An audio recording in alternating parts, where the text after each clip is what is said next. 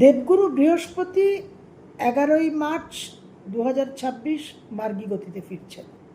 বিশেষ স্বস্তির আশা করছি আমরা সকলেই, কারণ দেবগুরু বৃহস্পতি আমাদের রক্ষাকর্তা, হি ইজ আওয়ার প্রোটেক্টর। কিন্তু এই প্রোটেকশন নিয়ে বিশেষ বক্তব্য আছে। একটা বুলেট প্রুফ জ্যাকেট আপনাকে প্রোটেক্ট করবে গুলি থেকে, মৃত্যু থেকে, ঘায়েল হওয়া থেকে, কিন্তু তখনই সেই বুলেট প্রুফ জ্যাকেট আপনাকে প্রোটেক্ট করবে, রক্ষা করবে, যখন সেই বুলেট প্রুফ জ্যাকেটটাকে আপনি পরবেন, ধারণ করবেন। একটা লাইফ জ্যাকেট আপনাকে নদীতে, জলে, জলাশয়, সমুদ্রে ডুবে যাওয়া থেকে রক্ষা করবে, তখনই করবে যখন আপনি সেটাকে ধারণ করবেন শরীরে। একটা লাইফ বোট আপনাকে তখনই ধারণ করবে, ডুবে যাওয়া থেকে বাঁচাবে, যখন আপনি লাইফ বোটে উঠবেন। তো এই বৃহস্পতির যে প্রোটেকশন, সেই প্রোটেকশনটা কি আমরা নেওয়ার চেষ্টা করেছি? এই প্রোটেকশন নেওয়ার চেষ্টাটাই হয় বক্রগতির পর্বে। বক্রগতির পর্বের সময় আমাদের যে ধর্মের কাঠামোটা, পরিকাঠামোটা, দ্য ধার্মিক ফ্রেমওয়ার্ক, সেটাকেই কিন্তু আরও শক্তিশালী করা, স্ট্রেংথেন করার একটা পর্ব।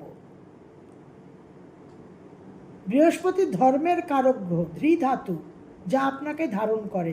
জীবনে একটা সাস্টেনেবল মডেল যে তৈরি করি আমরা, সেটা বৃহস্পতির দাক্ষিণ্যে। বৃহস্পতির যে দাক্ষিণ্য, সেটা সান্টাক্লজের মতো 5-10% এমনি বাই ডিফল্ট সকলেই পাবে, কারণ বৃহস্পতি ইজ এ ন্যাচারাল বেনিফিট।